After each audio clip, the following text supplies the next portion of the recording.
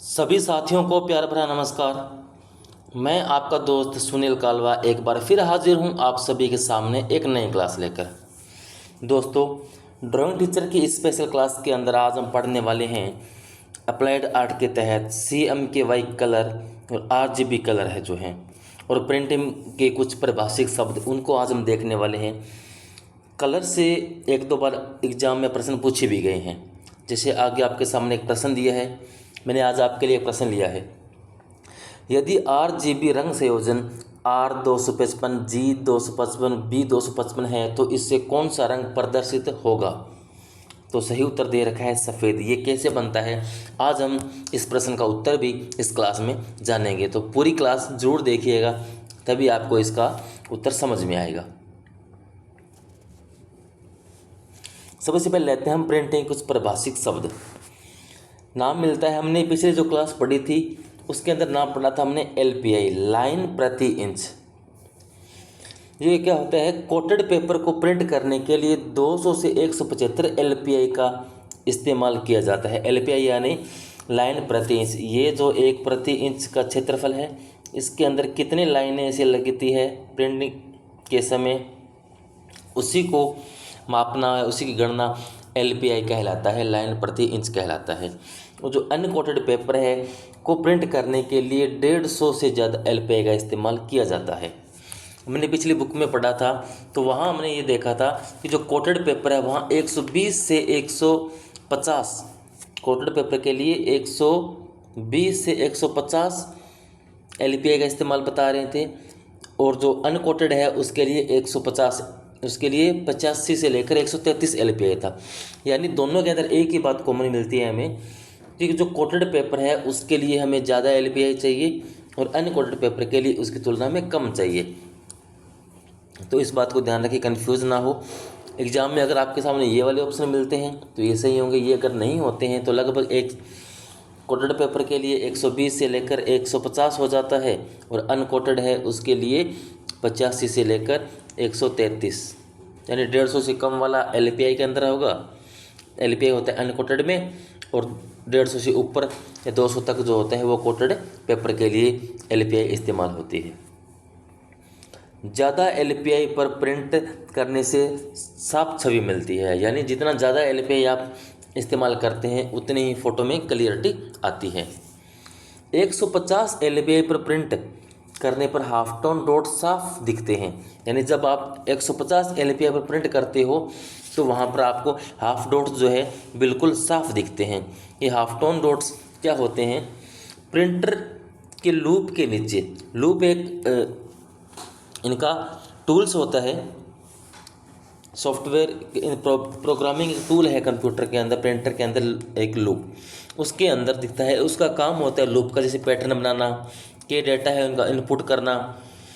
इससे दोहराए जाने वाले कार्यों को कुशलता से किया जाता है, यानी लूप से कोई कार्य जो बार बार एक काम बार बार करना होता है वह कार्य कुशलता से होता है। तो इस प्रकार के ही काम आता है ये लूप। लूप के नीचे छपे हुए टुकड़े को देखने पर छोटे छोटे बिंदुओं का समूह दिखता है, जिन्हें हाफ टोन डॉट्स कहा जाता है। जो हाफ टोन है उस हाफ टोन स्क्रीनिंग के 2 प्रकार होते हैं, AM और FM। प्रश्न पूछ सकते हैं आपके सामने कि हाफ टोन स्क्रीनिंग के कितने प्रकार होते हैं, तो AM व FM। AM half tone screening में LPI का इस्तेमाल होता है, जबकि FM हाफ टोन में LPI का इस्तेमाल नहीं होता है। दोनों में डिफरेंस यही है कि जो हाफ टोन स्क्रीनिंग है उसमें AM के अंदर LPI का इस्तेमाल होता है और FM के अंदर LPI का इस्तेमाल नहीं होता। अब है हमारे सामने DPI, डॉट प्रति इंच, यानी पहले हमने LPI पढ़ा लाइन प्रति इंच थी, अब है DPI, डॉट प्रति इंच, यानी 1 इंच का जो क्षेत्रफल है उसके अंदर कितने डॉट बने हुए हैं, कितने डॉट बने हुए हैं, इन्हीं की गणना जो है डॉट प्रति इंच कहलाती है।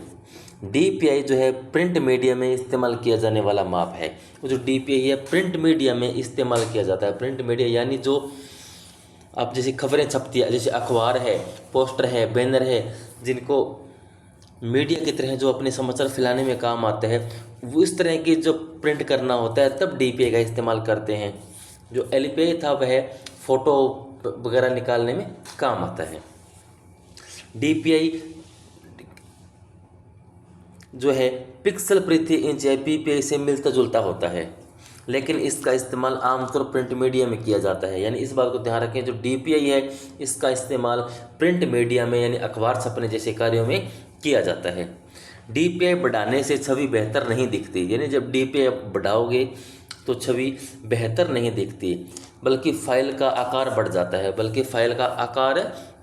है। पेपर फोटो में सबसे अच्छा परिणाम 300 से 600 DPI के बीच मिलता है।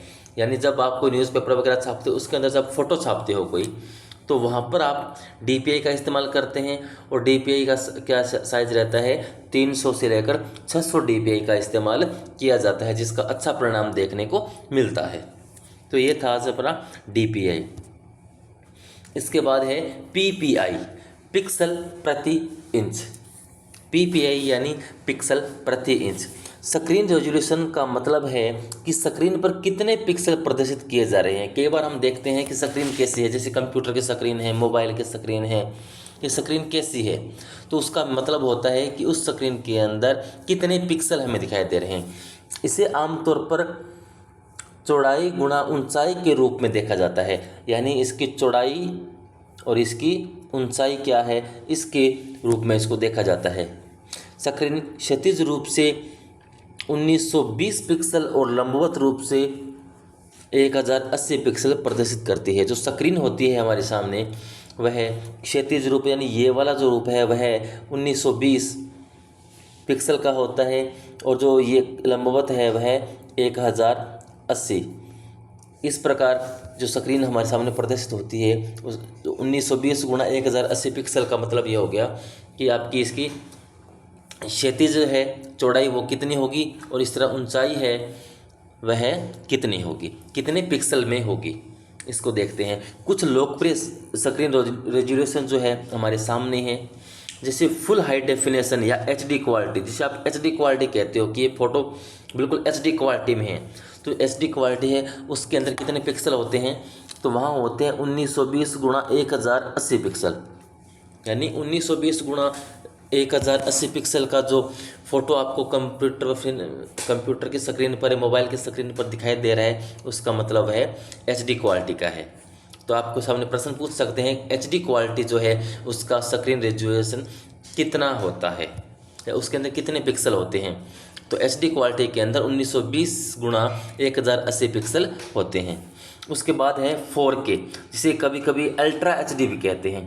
अगर आपके सामने मोबाइल खरीदते हो तो स्क्रीन दी होती है 4K की स्क्रीन है, अल्ट्रा HD की स्क्रीन है इस मोबाइल के अंदर, तो उसका स्क्रीन रेजोल्यूशन कितना होता है, तो आप देखेंगे तो 38 से 40 गुणा 2160 पिक्सल का होता है। 3840 गुणा 2160 पिक्सल का, यानी आप देखिए HD से कितना ज़्यादा है। ये HD का था हमारा 1920 गुणा 1080 पिक्सल, और HD जो है अल्ट्रा HD या 4K की क्वालिटी कितनी हो जाती है, 3840 गुणा 2160 पिक्सल की हो जाती है। तो इससे अपने आप बेहतर है। तो आप देख सकते हो जब आपके सामने दो स्क्रीन हो, एक HD है और एक अल्ट्रा HD है, तो डिफरेंस आपको समझ में आ जाएगा कि कौन सी बेहतर है। तो इसकी तुलना में ये वाली ज़्यादा बेहतर होती है। फिर है QHD या क्वाड हाई डेफिनेशन। इसका पिक्सल आप देखो तो 2560 गुणा 1440 पिक्सल, और इससे बेहतर, ये थोड़ी इससे कम बेहतर नज़र आती है, और नहीं इससे कम होती है। तो 4K है जो यहाँ पर सबसे अधिक क्वालिटी की होती है। तो ये था PPI। तो आशा करता हूँ कि आपको PPI, DPI और LPI तीनों चीज़ें समझ में आई होगी। अब हम देखते हैं रंगों को। रंग किस प्रकार है। प्रकाश के प्राथमिक रंग होते हैं RGB ने रेड, ग्रीन, ब्लू। इनको प्रकाश का प्राथमिक रंग माना जाता है। यानी प्रकाश जब किसी कांच में गिरता है, आप घर पर कांच रखे देखिए, कांच का गिलास रख के देखिए, उस पर जब सूर्य का प्रकाश गिरेगा, जब वापस उसकी किरणें आएंगी तो उसके अंदर आपको RGB कलर दिखेगा। RGB यानी रेड, ग्रीन व ब्लू कलर आपको नज़र आता है, वह प्राथमिक रंग होते हैं। रंग जो होता है उसकी माप देखें तो 0 से लेकर 255 तक होते हैं। यानी 255 पे कलर होता है अपने एक मापक पर होता है तो वह शुद्ध कलर होता है। जैसे जैसे वह कलर कम होता जाता है, 0 की तरफ आता है तो वह कलर डार्क होता जाता है और 0 तक पहुंचने पर बिल्कुल ब्लैक हो जाता है। यानी कलर जब 255 पर है, अपनी मापक पर है, तो बिल्कुल शुद्ध कलर है। जैसे लाल कलर मान सर, अगर ये कलर लाल होता तो यहाँ पर बिल्कुल शुद्ध लाल कलर होता, और जैसे जैसे जैसे कलर यहाँ तक पहुँचता तो थोड़ा गाढ़ा गाढ़ा गाढ़ा होता हुआ यहाँ पर डार्क एकदम से ब्लैक कलर हो जाता। तो यानी जो कलर है वह लाइट है, लाइट का मतलब शुद्ध कलर है, तो वह उसका मापक 255 है।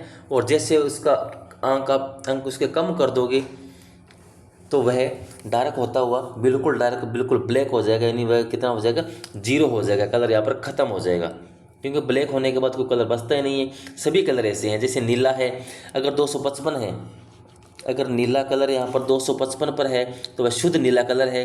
जैसे जैसे वह 0 पर आएगा तो 0 का मतलब उसका कलर ख़त्म हो जाएगा, वह भी आकर क्या हो जाएगा, ब्लैक हो जाएगा। तो सभी कलर इसी प्रकार होते हैं, इसलिए मैंने आपको एक डिटेल्स ये सारणी दी है, आपको समझ पाओगे। यानी कलर की मापक क्या है, 255 हाईएस्ट होता है, और डार्क जैसे जैसे इसके अंदर कुछ कलर मिलता है, ये डार्क होता जाता है तो एकदम आके ये ब्लैक हो जाते हैं। अब देखें आरजीबी जो रंग का मतलब लाल, हरा व नीला है, जो एडिटिव कलर सिंथेसिस में इस्तेमाल किए जाने वाले प्राथमिक रंग है। इनको जब एडिट करते हैं, सिंथेसिस रंग बनाते हैं, तब प्राथमिक रंगों के रूप में इन रंगों का इस्तेमाल किया जाता है। तो आरजीबी में प्रत्येक रंग को 0 से 255 तक 256 स्तरों के पैमाने पर कोडेड किया जाता है। यानी 255, 0 से लेकर 255 अभी मैंने बताया उनकी मापक थी, और एक इसके अंदर और जोड़ दिया जाता है, इसलिए 256 पैमाने बनते हैं। तो कुल कलर अगर आपसे कभी पर पूछ लिया जाता है कि कुल कलर कितने होते हैं, तो 256 को आप 3 बार गुणा कर दीजिए। 256 गुणा 256 गुणा में 256, तो लगभग 16 मिलियन के आसपास इसका उत्तर निकल के आता है। इतने टोटल इस कंप्यूटर के जो कलर बनते हैं, उन कलर के अंदर इतने कलर होते हैं। सामान्य आप चित्रकला के स्टूडेंट पढ़ते आए हो कि 3 प्राइमरी कलर है, 3 सेकेंडरी कलर है, तृतीय कलर और 3 बन जाते हैं। लेकिन जब आप कंप्यूटर के अंदर ये कलर्स देखते हैं, कंप्यूटर जब कलर बनाता है, कई बार आप घरों का पेंट करवाने के लिए जब हम शॉप पर जाते हैं तो कलर बनवाते हैं, तब हमारे सामने कलर शीट रखता है कि कौन सा कलर बनाना है। वे कंप्यूटर के अंदर कोड वगैरह डालकर हमें कलर निकाल के कलर बना के देता है। उस कलर स्कीम के अंदर कुल लगभग 16 मिलियन के आसपास, 16 मिलियन से ऊपर ही कलर बनते हैं। तो आप इनको 256 को ऐसे गुणा कीजिएगा, समझ में आएगा टोटल कितने कलर होते हैं। तो आप देखिए, एक कलर को दिखाएगा, प्रत्येक रंग को 0 से 255 तक, और एक इसके अंदर प्लस हो जाता है तो 256 स्तर हो गए। तो 256 स्तर एक कलर का है, और वह एक कलर बाकी दोनों से जब मल्टीप्लाई होगा तो 3 बार मल्टीप्लाई हो जाएगा। तो जो 256 को 3 बार मल्टीप्लाई आपस में करेंगे तो लगभग 16 मिलियन उत्तर निकलता है, और इतने ही कलर होते हैं। अब देखें, जब कलर होते हैं, काला कैसे बनता है। जो हमारे अभी थे कलर RGB, जैसे ये रेड वाला R है, ये ब्लू और ये ग्रीन जी। जब RGB R है, इसको भी 0 कर दिया जाए, ग्रीन को भी 0 और ब्लू को भी 0, यानी तीनों को जब मिला, अभी मैंने आपको क्या बताया था कि जो कलर है उसको वह अपना शुद्ध कलर 255 पे होता है, और जैसे जैसे वह 0 की तरफ बढ़ता है तो काला हो जाता है। यानी जब तीनों कलर क्या हो जाएंगे, 0 हो जाएंगे, तो कलर कौन सा बन जाएगा, अपने आप में काला हो जाएगा, अपने आप में काला रंग बन जाएगा। और सफ़ेद, जैसे R को 255 तक बढ़ा दिया जाता है। जैसे ये जो R है, ये जो यहाँ पर G है, ये 255 है, यहाँ पर R रेड है, ये भी 255 है, और ब्लू भी यहाँ पर कितना है, 255 है। ये तीनों ही जब मिलते हैं, G 255, B 355, 200, जब तीनों कलर को मिलाया जाता है तो वह रंग बन जाता है सफ़ेद। और यही प्रश्न में पूछा गया था कि R 255, G 255 और B 255 ये क्या होता है। यानी इन्हीं रंगों को, जब तीनों रंगों को इनके उच्चतम स्तर के ऊपर मिलाया जाता है, तब ये तीनों सफ़ेद कलर बन जाते हैं। तो एग्ज़ाम में इस बार आपसे ये भी पूछा जा सकता है कि R0, G0, B0 क्या है, तो ये काला कलर है। इसी प्रकार अब आप दूसरे कलर भी देखिए, हरा कैसे बनता है। हरा R अगर 0 ले लिया जाता है, आपने रेड 0, ग्रीन 255 और ब्लू 0, यानी ये तीनों 0 होंगे और ग्रीन 255 होगा तो कौन सा कलर प्रदर्शित होगा? हरा रंग प्रदर्शित होगा। और ये जो कलर हैं वो आपके प्रकाश के कलर हैं। इसके लिए जो आप कंप्यूटर स्क्रीन पर दिखाई देते हैं, मोबाइल स्क्रीन पर दिखाई देते हैं, वो कलर है ये। जैसे आपके सामने मोबाइल चल रहा है तो मोबाइल की स्क्रीन पर जो कलर दिखाई दे रहा है वह कलर ये है RGB कलर से प्रिंट नहीं होता। RGB कलर केवल दिखने के लिए होते हैं। जैसे मोबाइल स्क्रीन पर, कंप्यूटर स्क्रीन पर जो कलर दिखते हैं वो है RGB। प्रिंट पर कौन सा कलर निकलता है वो भी हम आगे बात करेंगे। तो इसी प्रकार नीला कलर देखें तो R0 G0 B255 से नीला बनता है। लाल कलर होता है R255 होता है G0 B0, तो लाल कलर बन जाता है। पीले कलर के लिए देखें तो R255 G255 और B0 होगा तो कमर कलर हमारा बन जाएगा पीला। तो यहाँ पर देखिए पीले के लिए R0, उसके बाद G0, सॉरी इसके अंदर G पीले के अंदर G255 है, R255, R भी कहाँ गया हमारा? R ये R255। जब ये कलर दोनों आपस में मिलेंगे और ब्लू 0 यानी ब्लू यहाँ तक नहीं है तो ये कलर कौन सा बन गया? पीला बन गया। बैंगनी कलर के देखें तो बैंगनी R255, बैंगनी में R255 रेड 255 है और ब्लू और ग्रीन 0 यानी ग्रीन कलर यहाँ बैंगनी के लिए इधर नहीं बनेगा और B255 ब्लू 255 यानी दोनों कलर को जब मिलेंगे तब हमारा बैंगनी रंग बन जाएगा। और श्यान कलर होता है श्यान R0 G255 और B255 जब मिलते हैं R0 B0 255 मिलते हैं तब कौन सा बन जाता है? श्यान कलर बन जाता है। बैंगनी यहाँ पर मैजेंटा के लिए बैंगनी शब्द का इस्तेमाल किया गया है। तो इस प्रकार ये हमारे हैं RGB कलर। और RGB कलर प्रकाश के प्राथमिक रंग है। यह केवल हमें स्क्रीन पर दिखते हैं, इस बात को याद रखें। यह केवल कहाँ दिखते हैं? स्क्रीन पर। इसको मैं आगे फिर समझाने वाला हूँ। ये केवल हमें स्क्रीन पर दिखते हैं, इनका प्रिंट नहीं निकल सकता क्योंकि ये प्रकाश के रंग है। इनको मुख्यतः प्रकाश की आवश्यकता होती है। जहाँ प्रकाश का अवशोषण ना होता हो वहीं चलते हैं। कंप्यूटर के अंदर, मोबाइल के अंदर प्रकाश का कहीं अवशोषण होता ही नहीं है। इनके अंदर तो प्रकाश डाला जाता है स्क्रीन के अंदर, तो हमें ये कलर दिखाई देते हैं। आज आगे है द्रव का प्राथमिक रंग CMY। वो था प्रकाश का प्राथमिक रंग RGB और द्रव का प्राथमिक है CMY। हम पढ़ने वाले हैं CMY के कलर को। CMY के C से हमारा श्यान, M से मैजेंटा, Y से येलो और K से काला। अब आप सोचेंगे K से काला कैसे बन गया? अगर हम इसको ब्लैक, इसको स्पेलिंग होती है ब्लैक का अगर B लेते तो इधर हमारे पास ब्लू कलर भी पहले से मौजूद है। ब्लू के लिए हमने B ले रखा था RGB। जैसे यहाँ पर RGB है, RGB, B को भी ब्लू से लिख रखा है तो कंफ्यूज होता है कि B का मतलब ब्लू है या ब्लैक है। तो इस कंफ्यूजन को दूर करने के लिए K का, ब्लैक का जो K है पीछे का, वो की कलर के रूप में ले लिया ताकि ये आसानी से समझ में आ जाए कि K जो है ब्लैक के लिए इस्तेमाल किया गया है। ठीक है, शायद ये बात आज आपको क्लियर होगी कि ब्लैक के लिए K का इस्तेमाल क्यों होता है। अच्छा, अभी हमने पढ़ा RGB कलर का पैमाना था 0 से लेकर 255 तक। 255 पर RGB का पैमाना कितना था? 0 से 255। अभी हमने पीछे देखा था, ये देखिए, ये था RGB, प्रकाश के प्राथमिक रंग थे और पैमाना 0 से लेकर 255, ये था RGB के लिए। अब हम पढ़ने वाले हैं CMY के, या CMY कलर है उनके लिए। इनका पैमाना होता है 0 से लेकर 100% तक। 0% से लेकर 100%। जैसे जैसे इसका प्रतिशत कम होता है, कलर कम होता है, सफ़ेद होता है, और जैसे जैसे कलर इनका अंक बढ़ते जाते हैं तो कलर शुद्ध कलर में आ जाता है। जैसे आप देखिए यहाँ पर श्यान कलर 0 पर बिल्कुल ख़त्म है, सफ़ेद दिख नहीं रहा, फिर 5, 10, 20, 50, 100 होता हुआ 100 पर बिल्कुल श्यान बन गया। मैजेंटा 0 पर कलर बिल्कुल सफ़ेद जैसा नहीं दिख रहा और जैसे जैसे 100 तक पहुंचा शुद्ध कलर में आ गया। यानी ये जो प्रकाश जो द्रव के जो प्राथमिक रंग है CMY के, इनका पैमाना होता है 0 से लेकर 100 तक शुद्ध।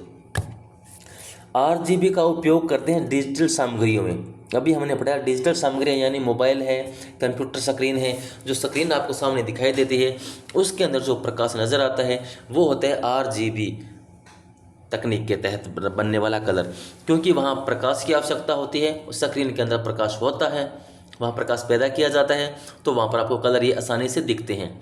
अगर उन्हीं RGB को अगर आप किसी कागज़ पर प्रिंट निकाल दो तो वो नज़र आपको ध्यान आएंगे ही नहीं, बिल्कुल फीके डल हो जाएंगे या आएंगे नहीं, क्योंकि उनको प्रकाश चाहिए और प्रकाश धातु के जब किसी इस द्रव के ऊपर जब ये निकलता है तो प्रकाश का अवशोषण हो जाता है, तो वहाँ से प्रकाश खत्म हो जाता है उन रंगों में से, तो आपको वह रंग दिखाई भी नहीं देते। इसलिए RGB रंग स्क्रीन में काम आते हैं, और जब इनको दरात पर निकालना होता है, किसी कागज़ पर प्रिंट करना होता है, तो उन्हीं कलर के अंदर से एक कलर बनाया जाता है जिनको कहा जाता है CMY के। ये कलर जो है उन्हीं कलरों से बनाए जाते हैं। जैसे M फॉर मजेंटा, 100% मजेंटा है, येलो, ग्रीन, ये श्याम, ये कलर बने हैं।